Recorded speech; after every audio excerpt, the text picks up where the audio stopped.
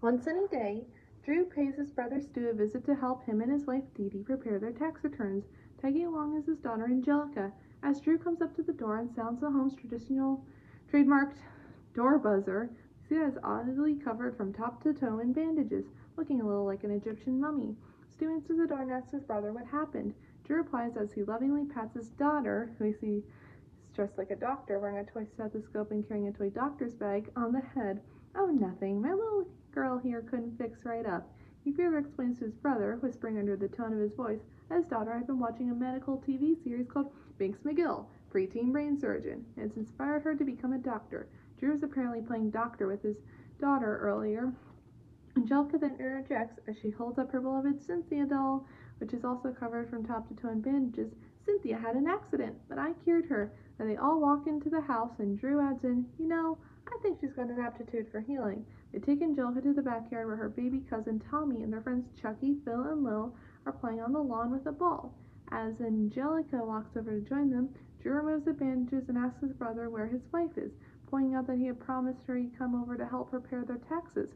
Stu doesn't immediately reply and insists that he got it all under control. They both walk back into the house. Tommy asks Angelica what's in her purse. Angelica corrects him. It's in a bit of a grumpy tone. This isn't a purse, you dummy. This is my Binks McGill emergency rescue kit. And she sets it down on the lawn and opens it. The four babies bounce in slight surprise, and Angelica asks them, haven't you ever seen a brain surgeon before? Chuckie asks Tommy what a surgeon, pronouncing it correctly, is. Tommy replies, I don't know, Chuckie, but if Angelica's one, I don't think it's anything good. Angelica replies as she slaps her right palm with a toy reflex hammer she's holding with her hand, again in a grumpy tone. I said sturgeon, falsely correcting Chuckie, dummies. A sturgeon is a doctor. Tommy adds in, I thought you had to be grown up to be a doctor. Angelica replies that Binks McGill is a doctor and he is only 10 years old. Tommy points out that Angelica is only 3. Angelica rebuttals, so Binks is a little slow. Now trust me, I'm a doctor. The babies gulp nervously at this outburst. Angelica, wanting to play doctor some more, says out loud to no one in particular that she needs to find some patients when asked, where can I find some patients? The 4 babies, none of them willing to play doctor with Angelica, each point to one another. Promptly, however, Tommy's dog Spike comes into the scene and sits down with the 4 in front of the babies. Yawns and lies down to rest. But as Spike tries to fall asleep in the sun, Angelica comes over and grabs Spike's right foreleg by the wrist and holds it up as if it were taking one's pulse. After a brief pause, she says, uh-oh, looks like emergency. Spike, who of course doesn't understand Angelica, just looks away with a calm look on his face. Meanwhile, back in the kitchen, Drew and Dee Dee are at the kitchen table whilst working on their taxes. Drew's reviewing their family's bills and invoices to see which expenses tax deductible and which ones are not. He pauses for a moment and says to Dee Dee that organization is the key to proper tax preparation. Right on cue, however, Spike, having been covered in bandages by Angelica, runs into the room in a panic and crashes into the table, bandages on his head, apparently obscuring his vision, knocking on his side and sending Drew onto the floor. An adding machine that was on the table onto his head, all the papers over the kitchen floor. As Spike runs back outside and Drew gets himself together, he angrily shouts at his daughter from afar, Angelica! And Angelica shouts back, I didn't do it. Stu comes into the kitchen and says to Drew, having not seen it with Spike, oh good, I was worried you're gonna mess up my system. Back outside, confident Angelica is laughing to herself at the success of her handiwork on Spike. She points out to the babies how fast Spike was running, brags that she just about the best doctor in the whole world. Chuckie expresses doubt and points out that Drew sounded mad. Angelica claims it's because Drew is threatened by a working woman. Angelica then walks closer to Chuckie and claims that he's not looking too well. Chuckie gulps nervously and replies, I'm not. Angelica tells Chuckie that, oh, it's not. Chuckie's first to reply, but Angelica, but before he can finish, Angelica grabs his jaws and slowly holds his mouth in. She listens for a brief moment, then says, uh-oh. Chuckie closes his mouth precariously. Uh-oh. Angelica then checks a medical book. Really, it's just a children's picture book she has in her doctor's bag. After a brief look, she turns to Chuckie and says, just as I thought. Chuckie asks what it It is, and Angelica replies, Chuckie, you've got rhinoceritis. The other babies gasp in shock, and Tommy asks what rhinoceritis is. Angelica claims that rhinoceritis is the worst disease there is. The victim slowly turns into a rhinoceros, starting with becoming grumpy and their skin turning gray and scaly, a few other transformations, and finally ending with a horn growing out of their forehead. Chuckie, however, claims he feels fine, but Angelica claims that while he feels fine now, he'll soon begin to change. She then claims that Chuckie is already sounding a little grumpy. Chuckie, sounding a bit more annoyed, exclaims, I'm not! But Angelica says, see? Chuckie insists there's nothing wrong with him, but Angelica points out a brown blemish on his right forearm near his elbow. Chuckie says it's just a scab, but Angelica claims, sure, that's what they want when you think, but it's not a scab, it's rhinoceros skin. Pretty soon it's gonna cover your whole body. Phil will interject, neat. Chuckie then replies that what Angelica's saying isn't true, and that she's making it up, but after a brief pause, asks, aren't you? Angelica claims that other baby who lived down the street also thought Angelica was making things up when she told him he had chicken pox and that he's now pecking around a barnyard somewhere. Tommy asks Angelica why his parents aren't helping him, and Angelica claims it's because they need the eggs. Chuckie still correctly believes Angelica is making it up, and Angelica frustratingly replies as she closes her doctor's bag and picks it up, fine, but don't come crawling back to me when you start growing a horn, and she walks away to play doctor somewhere else in the yard. Tommy asks where Angelica is going, and Angelica replies, I'm going to make my rounds and get in 9 holes of golf before sundown. Even though Angelica was of course making it all up, Chuckie is too little to know this for sure, and he promptly begins to feel very doubtful and anxious. He tells his friends he doesn't feel good. Phil, who doesn't understand that Chuckie is only feeling anxious, asks Chuckie if his feet are turning into hooves. And Lil, who's sharing her brother's misunderstanding, asks if Chuckie is growing a horn in the middle of his head, whilst pointing to her own forehead. Chuckie, who also doesn't understand that he's just feeling anxious, says to himself, I knew it, I'm a goner. I wonder how long I get to left to be a normal kid. Phil, trying to make Chuckie feel better, asks if he'd like to play ball or something, and Lil interjects, careful, his horn might pop the ball. Tommy insists they all play with the star ball they were playing with earlier, as it's Chuckie's favorite. Tommy rolls it over to Chuckie, but Chuckie, too depressed to feel excited, doesn't pay much attention to the ball and only lets it bounce off his legs and over to Phil. Phil comments, good one, Chuckie, but a depressed Chuckie tells everyone that he doesn't want to play anymore and plops down to the ground. Lil asks why, and Chuckie says it's because when you know you're about to become a rhinoceros, playing the ball just seems so empty. Chuckie goes on emotionally, before I get rhinoceros, I never really knows how blue the sky is, or how nice the flowers smell, or how good a brand new crayon tastes right out of the box. Then tells you he needs to be alone to think for a while and promptly walks away, depressed. Tommy says to the others they need to help Chuckie, but not understanding what Chuckie really needs to feel better. Tommy has Phil and they'll follow him to get Angelica. Angelica, who's playing doctor with her doll Cynthia, she's taking her bandaged doll apart, snapping it back together. Babies arrive and Tommy asks Angelica if there's anything she can do to help Chuckie. Angelica replies, I wanted to help. I tried to help, but Chuckie wasn't interested in hearing what I had to say. After all, I am just a doctor. What do I do now? Tommy insists that she help and says, please. Angelica then agrees to help but says she needs a hospital first. She spots Cake's doghouse and feels it's perfect. Angelica has Tommy go get Chuckie and she assigns Phil to be a receptionist, which she mispronounces as receptionary.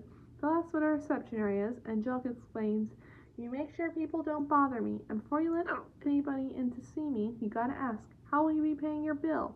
Got that?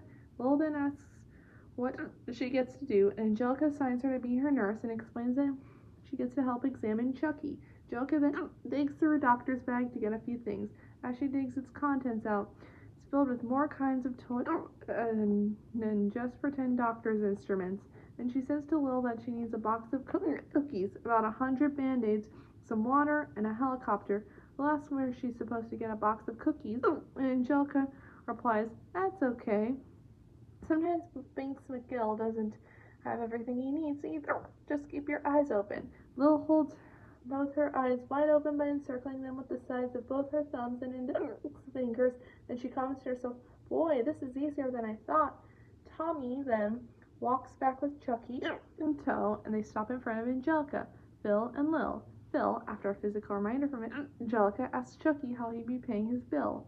Chuckie replies, my bill? Angelica checks, "That's all right. I think we can be working something out."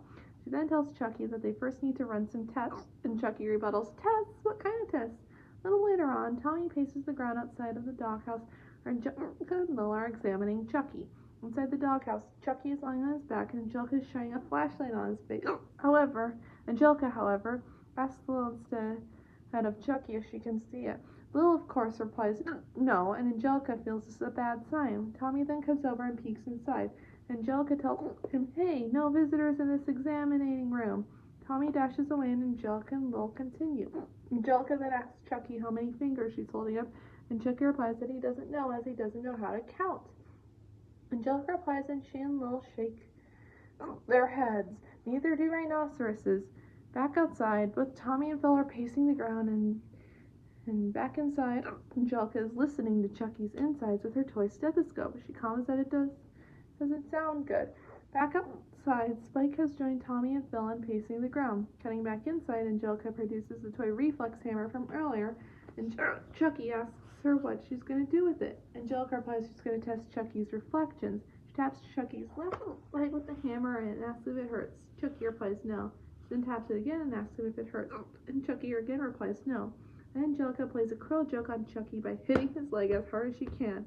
Chuckie responds, "Ow, that hurts." Angelica adds in, "Of course it hurts. You've got a big bump on your leg." Back outside again, Phil says to Tommy that he wishes there was something they could do for Chuckie. Tommy then recalls that a long time ago his mother was sick and his father brought her flowers. That made her feel better. Phil agrees that Chuckie will also feel better if they bring him flowers, and they proceed to get some. Meanwhile, back inside the kitchen, Dee Dee is nervously watching at the table as Drew continues to help her and Stu. Drew is puzzled by the fact that his brother apparently kept shopping lists, candy wrappers, and a big bag of moldy French fries, presumably among more of such odds and ends as records, and Stu explains it so he can keep track of anything he buys. Drew then tells his brother, staring with a sarcastic calmness before barking in a grieved and frustrated tone, "Oh, that's nice. Why didn't you just keep the sales receipt?" Back on the kids, Dee Dee pours herself a cup of coffee. Phil and Tommy pick flowers from the yard. Phil comments that Tommy's idea is great and the flowers will definitely make Chuckie feel better. Back inside the doghouse, Angelica draws on a sketch she's put on Chuckie's torso to take an x-ray of his insides. Angelica holds up the etch-a-sketch and shows Chuckie his insides. Of course, all she really draws is random scribbles. Chuckie comments, "Ew," and Angelica adds an "ew" indeed. She then says they have no choice. It's a handkerchief on her mouth with a surgical nurse, and produces a toy saw and toy corkscrew. Nervous Chuckie frantically asks what she's going to do. Angelica tells him they need to operate, and that she's going to start by unscrewing Chuckie's head. Chuckie is immediately frightened, and he runs away as fast as he can. Just then, as Angelica and Lil walk outside, Tommy and Phil come over with their arms full of flowers for Chuckie, and they ask where he is. Angelica replies, "I hate to be the one to tell you this, but we lost him." Tommy exclaims, "You lost him?" Lil adds in, "Yeah, sorry, Tommy." And Angelica goes on, "You know how it is. 1 minute he's talking to you, and poof, he's gone." Lil adds, "Maybe he's in a better place." Tommy replies, "He can't be gone." Just then, however, they all hear a noise coming from the bushes, and Lil tells them to listen. Phil walks over and asks if it's Chuckie, and Angelica says, "Careful, a rhinoceros is known to charge at random." Tommy points out that he doesn't feel Chuckie would do that. Angelica rebuttals, Chuckie wouldn't, but a rhinoceros would love to, especially like chasing babies." Bushes then rattle violently, and the babies scream in fright, but turns out only to be Spike, who jumps out and licks Tommy. Behind the bush, find that Chuckie is indeed hiding there as well. Says to himself that he's not coming out as he likes his head. Tommy then asks everyone what they're all going to do as he feels Chuckie has probably turned into a rhinoceros by now. Angelica starts to giggle, finding humorous that her made-up story has gone this far. Phil suggests Chuckie could live in a zoo, but Tommy points out that Chuckie doesn't like zoos. Phil suggests he join a circus, but Tommy points out Chuckie is scared of clowns.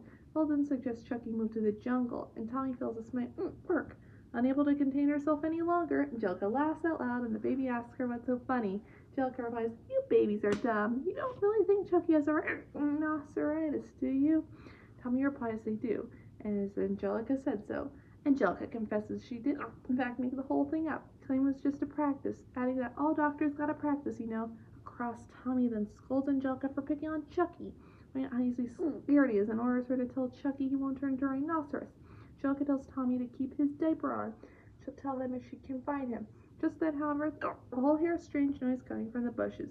Chuckie then emerges from the bushes, on all fours and trying to eat the grass. The rest of the babies are happy to see him, and Phil asks him what he's doing. Chuckie explains that he's trying to eat some grass, figuring that he should start now if he has to be a rhinoceros. He spits out the grass and points out, and he figures out one needs to get used to it. Tommy says to Chuckie that Angelica has something to say, and Chuckie asks what. Angelica explains that there isn't such a thing as rhinoceritis, that she made the whole thing up. Chuckie, however, doesn't believe that at first, feeling they're only saying it to make him feel better. Tommy assures Chuckie that's true, but Chuckie goes on to say that it's okay and he doesn't mind being a rhinoceros. He'd rather just not get his head unscrewed. Angelica assures Chuckie they're all telling the truth, and Chuckie then asks, "Then what about my being grumpy?" Tommy points out that some people are always grumpy and points out how grumpy Angelica can be. She also gives an intimidating visual aid. Chuckie then asks about the skin on his arms that he pointed out earlier. Also asks about his head, pointing out a red bump on his forehead where he feels a horn growing in. Angelica points out some red on her face and explains it's only from sunburn. And she also points out 2 scabs she has on her knees, pulling up her pants to show them. Just then, however, Phil and Lil point out to Angelica that her scabs don't look like Chuckie's scabs. A nervous Angelica asks what's wrong with them. And Phil points out they both look like Gray, and Lil points out that they look like Harry. Angelica jumps in shock. Tommy then points out a spot on Angelica's head. Angelica says that she bumped it last night and it's nothing, but Phil and Lil shout, "It's a horn! It's a horn!" Angelica gulps nervously, and Chuckie says to her, "Angelica, you're the one with rhinoplasty." Angelica, in a panic, examines her blemish closely with a pocket mirror. She says to have to herself in denial, "It can't be! It can't be!" Back in the kitchen, Drew is finishing up adding the figures together on the adding machine. Stu, who's not showing any worry about the money he owes, asks, "Okay, a few dollars in the end of the year? How bad could it be?" Drew says Stu owes $320 in taxes. Stu, unprovoked in the least, rebuttals with a fake chuckle. Just then, however, Drew double checks and corrects himself as had the decimal wrong, that Stu really owes $32,000. Stu is shocked. $32,000? And Drew sarcastically tells him not to worry, as a smart kid like Tommy doesn't need to go to college. Upset, Stu collapses on the table and begins to sob, whine, and pull his hair. Drew then walks outside to collect his daughter and head back home. The 4 babies are once again excitedly playing with the ball, but Angelica, feeling she's come down with her made-up disease, is down on all fours and munching a tuft of grass.